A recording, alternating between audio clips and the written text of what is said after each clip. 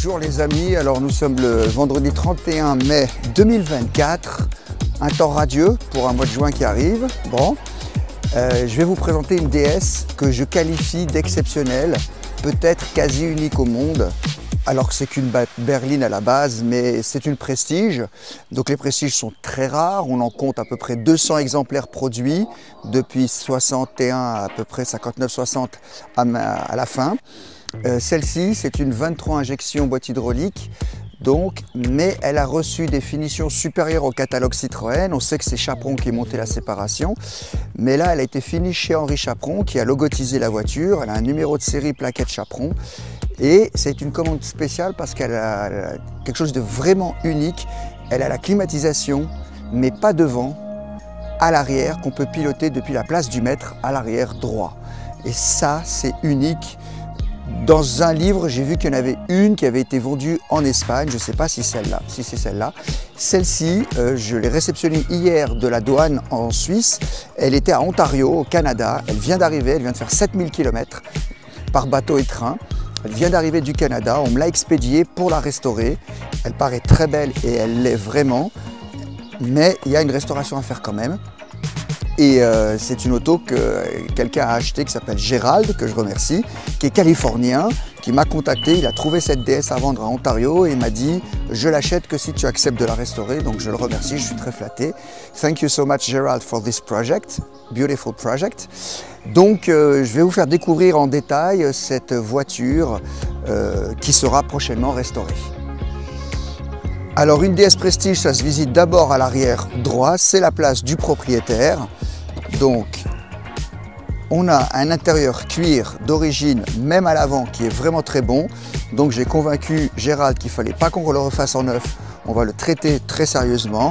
Les peaux seront retirées, les mousses refaites et il sera reteinté et retraité et recousu, mais on gardera son vrai cuir à l'avant aussi parce que c'est vraiment exceptionnel. L'astuce qu'elle a reçue de plus que les prestiges normales, ce sont les vitres électriques à l'arrière, mais également à l'avant. C'est très très rare. La séparation est également électrique, ça on a déjà vu dans certaines prestiges. Elle a les tablettes ronces de noyer, ici, qui s'ouvrent très bien. Tout est d'origine dans son jus. Et ça, c'est le Graal, c'est la commande de la climatisation, qui manifestement provient d'une marque 4, je suppose donc une Jaguar. Et ça, c'est la climatisation que je vais vous montrer en détail. Alors, quand on rentre à l'intérieur, il y a, vous allez me dire où sort la clim. On aurait pu penser qu'elle sortirait ici, qui sont ça des aérations qui existent depuis l'origine. Sur presque toutes les prestiges, le bouton est ici. On a 3 vitesses pour avoir de l'air qui sort ici, mais c'est de l'air ambiant. D'accord? Nous avons ici les cendriers, l'éclairage du plafonnier arrière. La commande centrale ne fonctionne pas. La vitre ici ne fonctionne pas. Les 3 autres vitres fonctionnent. Je vous montrerai après le fonctionnement. Mais ce qui est exceptionnel, déjà avec ces vitres électriques, etc., dans cette voiture, c'est ça. Ils ont mis une climatisation à l'arrière. Alors je suppose qu'il ne faut pas mettre comme ça, parce qu'on a froid directement dans la tête et la nuque, mais on le met au milieu, peut-être même en l'air. Et ça va refroidir l'habitacle, surtout avec la vitre fermée. L'air frais restera que ici et je suppose qu'il doit faire assez frais. Alors ici, ce ne sont pas des haut-parleurs, ce sont les bouches d'aspiration pour la climatisation que l'on voit là. Et je vais vous montrer en détail dans le coffre comment ça se présente. On a ici le plafonnier d'origine qu'on trouve sur la plupart des prestiges d'office, avec les plafonniers standard Palace, mais qui sont reculés par rapport à la séparation. Et on a aussi ici les poignées. Donc voilà l'intérieur.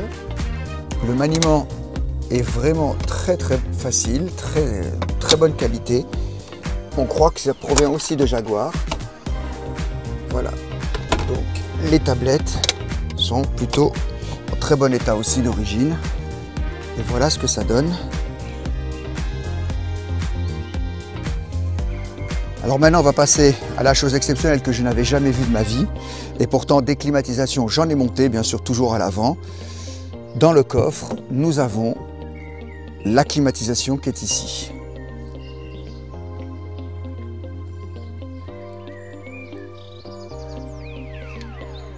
Alors on note les tuyaux qui arrivent et je pense qu'ils doivent passer comme le chauffage grand froid par les longerons.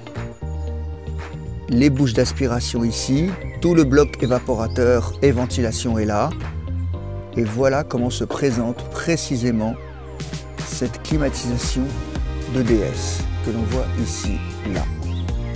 Ça, c'est vraiment incroyable et c'est absolument parfaitement logique dans une Prestige d'avoir la climatisation à l'arrière, car en théorie, le propriétaire ne conduit jamais sa voiture.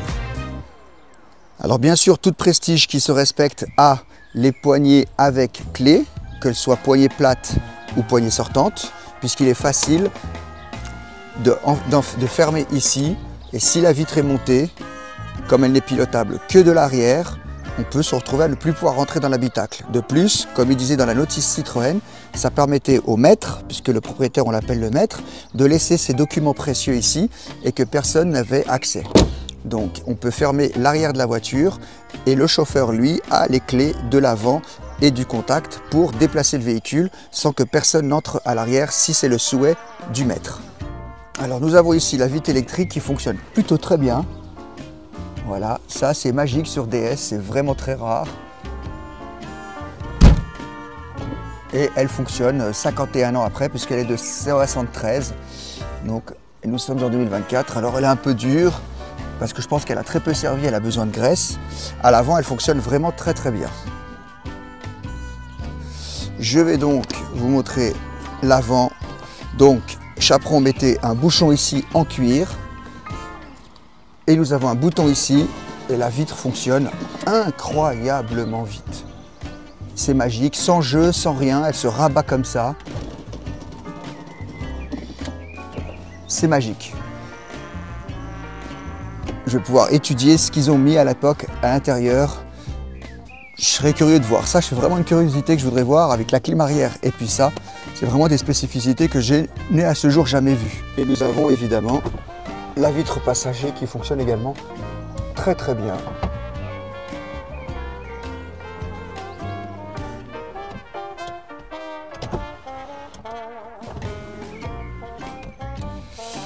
Parmi les spécificités, bien sûr, de ces Prestiges, la plupart chez Citroën avaient l'interphone. C'était une option qui a souvent été prise. Nous avons une montre Geiger qui ne fonctionne plus. Nous avons ici la ventilation pour les côtés ici, air ambiant. Et ici, et j'entends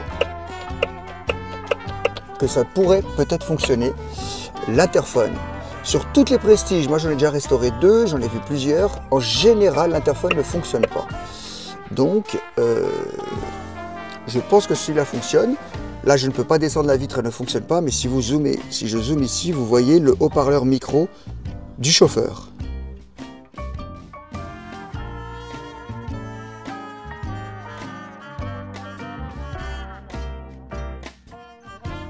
Et pour faire fonctionner justement cet interphone, il y a un transistor qui est placé ici et qui souvent est absent dans les Prestiges. Et là, cette voiture n'a jamais été bricolée, démontée, bidouillée. C'est vraiment, on voit le transistor industriel avec plein de fils qui viennent se brancher là. Ça avait l'air très complexe. Et ça, c'était le système d'interphone que j'espère pouvoir faire fonctionner. Puisque nous en sommes à l'intérieur, à l'avant.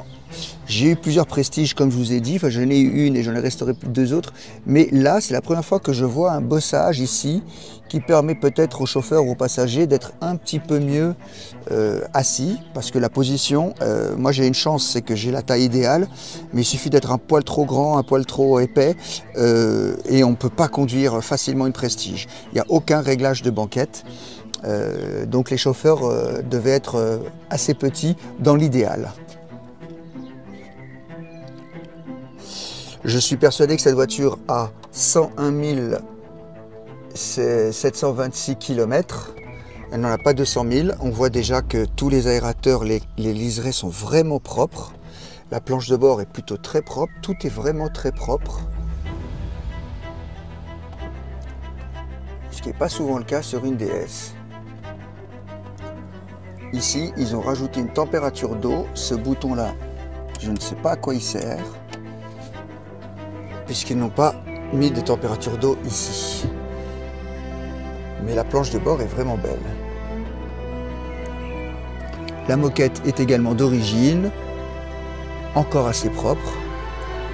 Alors je pense qu'on changera la moquette parce qu'elle a vraiment vécu, mais le cuir sera sauvé, ce sera son cuir qui sera conservé.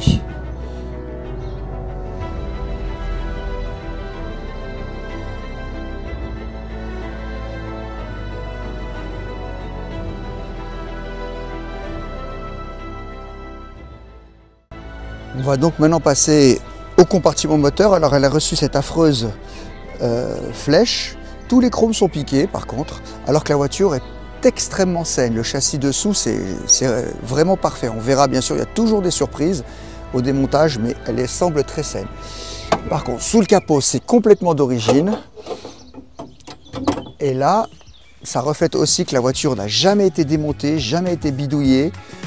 Tout a l'air encore assez authentique. Donc je pense que le moteur a peut-être été sorti une fois, mais je le verrai. Je ne suis même pas sûr. Parce que du faisceau électrique, tout ce qu'il y a dans cette voiture semble complètement authentique, non bidouillé.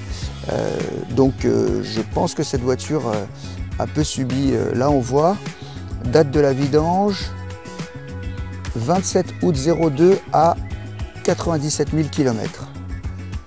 Donc ça voudrait dire qu'elle n'a pas été vidangée depuis 22 ans. On a bien sûr les spécificités, le filtre à air de l'injection climatisé.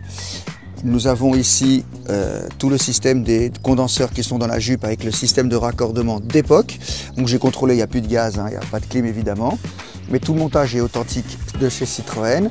Le fameux compresseur York. On remarque tous les marquages d'origine. Donc ça veut dire que c'est un centrifuge d'injection. C'est pour ça que les injections, elles avaient ça par rapport au carbu. On voit le petit marquage que j'ai toujours reproduit. On voit qu'elle est assez authentique. Voilà, ils ont remplacé ce qu'ils ont trouvé là-bas au Canada pour ça. Mais et puis, ce que je disais, on voit qu'elle est authentique avec les vis rouillées, la plaquette de Monsieur Chaperon. Du reste, on peut voir les sigles également montés à l'époque. Et ce n'est pas des refabrications, ce sont les insignes d'Henri Chaperon d'origine. On retrouve naturellement les sigles Chaperon des deux côtés. Au niveau du fonctionnement, alors bon, elle n'a pas de batterie, elle ne démarre pas par le levier de vitesse, certainement problème de relais. On la démarre donc directement ici. Elle a besoin d'un peu d'aide, donc on va la démarrer là.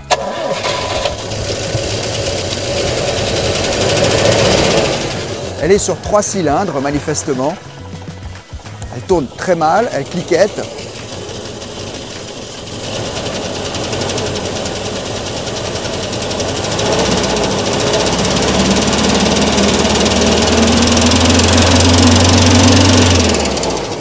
Le moteur ne fait pas du tout un joli bruit, mais elle est là pour ça, pour être faite. Même la pompe à eau me semble d'origine sur ce véhicule. Et nous avons bien sûr les entrées d'air sur les pare-chocs pour la climatisation. Avec forcément les sorties d'air ici spécifiques. Et on voit que tout a l'air très sain. Cette voiture est vraiment très saine. On note également les panneaux de custode qui sont généralement pas là sur les Prestiges. Ben là, ça a été sûrement une commande spéciale. Ils ont voulu les faire type préfecture. Voilà. Ça lui rajoute une petite différence par rapport au Prestige habituel. Je montre que je l'ai.